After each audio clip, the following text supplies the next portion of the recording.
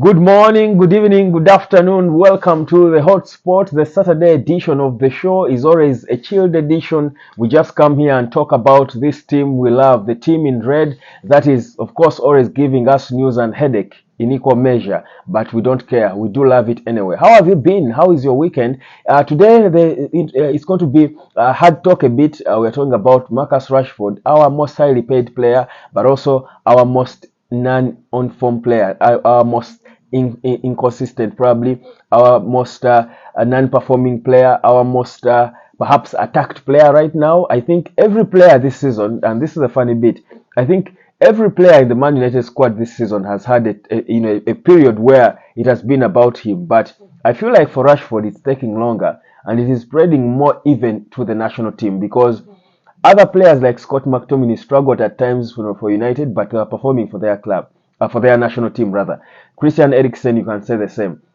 Hoyland not performing in the Premier League, but performing in the Champions League. There is a bit of confusion, when it comes to certain players. But when it comes to Rashford, boy is struggling in every front. I don't know whether the wage increment came with was jinxed. He did not go to pay his tithe if he's a Christian. I don't know what it is, but I mean, ever since Marcus Rashford got that nearly £400,000 per week wage contract, this boy cannot play football. It's not happening for him, not for club, not for country, and it is worrying because now what we hear is that the ruthless Sir Jim Ratcliffe, who is coming in, is contemplating putting him up for sale. Yes, Marcus Rashford up for sale. And I personally do not have any qualms about that, and I'll tell you why in a bit. But here is the thing. We know how poorly he has been performing for Man United. But for England, somehow he has been coming and scoring a few goals here and there. But the last game last night against Malta, where they won rather by 2 goals to nothing, he had another poor performance. In fact, after the game, he was the most trending person from the game for all the wrong reasons because of knocks and falling and what. It was bad. And he was substituted for the young Cole Palmer, the emerging English star now, the Chelsea boy. Came on in the 61st minute. But for Rashford, you clearly see that he's not playing football anymore. He's playing in his head and it's not happening. So his drop or dip in confidence has even cut across now from club to country. Now that's painful and terrible. That's bad. You see, for Harry Maguire, even when he was struggling for United, at least for the national team, he was putting on decent performances. And you felt people would have then debates about whether it is the problem with the club or the player, because if the same player is performing for the national team, why isn't he performing for his club? You would have said the same thing about Scott McTominay. McTominay is still, I think, among the top scorers in the Euro qualifiers, but for United he was struggling. So Christian Eriksen at times struggled at United, but was performing and doing magic for the national team. Same with Bruno Fernandes. Now, if you are a player, and we can get away with that, because then people would start arguing whether the problem is you, the player, or the club failing to get the best out of you. But when it comes to Marcus Rashford, whereas we all know that the club has got problems, I think for the national team, if performances are not happening, and there are a lot of good English footballers right now, there are a lot of good English forwards. People are already complaining about why Sterling is not in the team. And Sterling can play exactly where Rashford plays. So as we head into the Euros next year, I think there's a lot of pressure for Rashford, and something has got to be done to revive his career. But Sir Jim Ratcliffe, from what we gather, he's coming in ruthless, hard, and it is said that among the first things he's set to do is to put up Marcus Rashford for sale. And whereas this might sound crazy and perhaps far-fetched, I think there is every reason for us to believe, because I'm one of those. If I was Sir Jim Ratcliffe, to be honest, I would be doing this. I would be instantly putting Marcus Rashford up for sale. First of all, because I want to clear the wage bill, to loosen, to ease in the wage bill, because there's got to be a certain certain logic to our wage bill as United. There should be logic to why a player like Jadon Sancho, who is not playing, is earning £350,000 per week, because for now it doesn't make sense at all. It doesn't make sense why Marcus Rashford, whereas he was United's best player last season, scoring 30 goals, it was not enough for him to earn £400,000 per week. There should be logic. So the first thing that the new CEO will do, most likely Jean-Claude Blow, who is most likely going to be confirmed, the first thing he has got to be doing as he does his work is to sort of clear the wage bill, to manage the wage bill and make it reasonable. Because there are so many players who are earning money that is not commensurate with what they are putting in, the shift they put in. So these players are just enjoying themselves in England.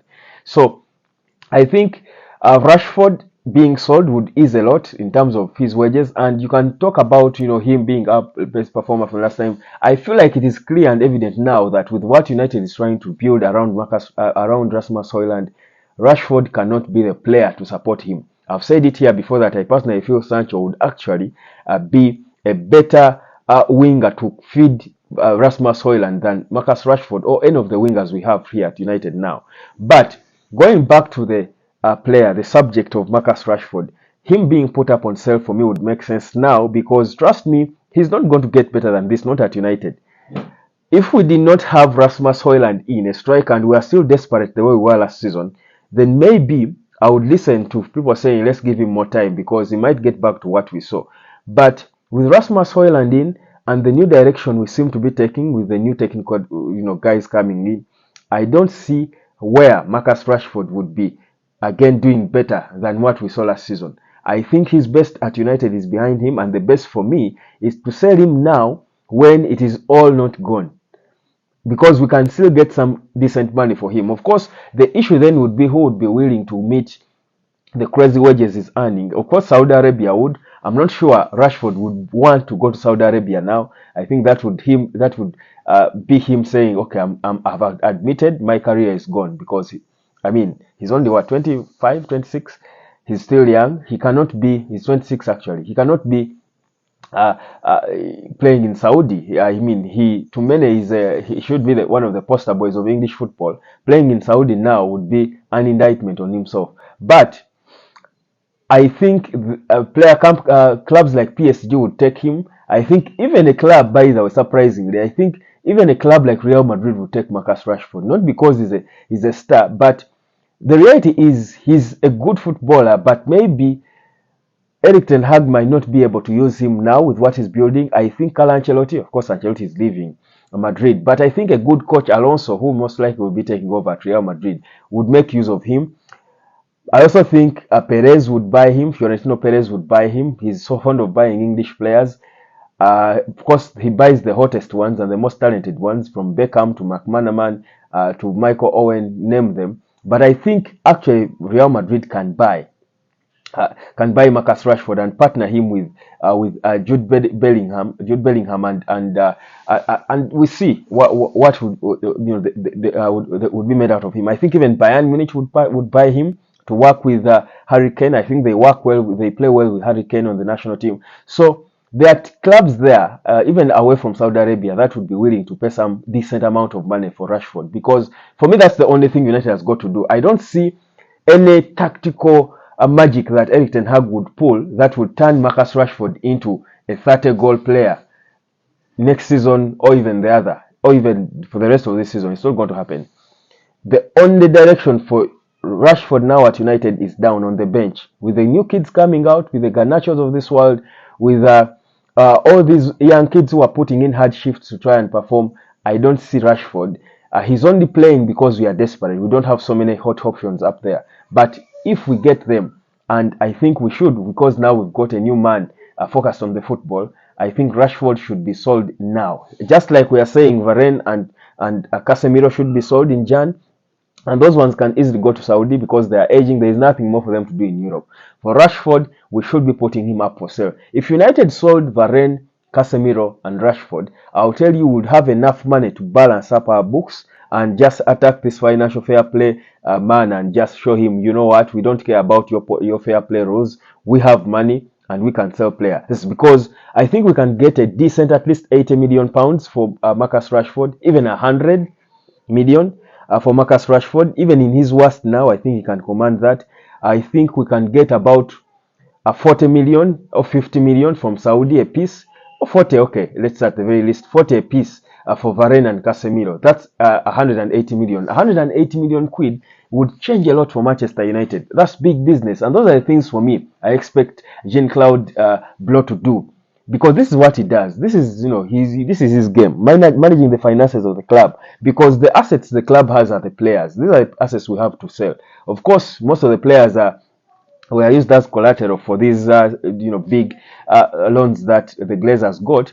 But I think that doesn't stop us from being able to put up players who are not performing on sale, making some money out of them, and using that money to sign players like Yao Neves, promising players, and signing Makobi Mainos to long, reasonable contracts, because the future is in the kids at United. That's where the future is. And Marcus Rashford, unfortunately, at 26 is no longer that, but also his football is no longer promising. We cannot be saying we are going to build the team around Rashford. We used to build the team around him before. Now the team is built around Rasmus Højlund, and that's how a United team is supposed to be. Built around a top striker, around a hot striker, a Van Persie, a Wayne Rooney, a Van Nistelrooy, a Dwight York, a Andy Cole.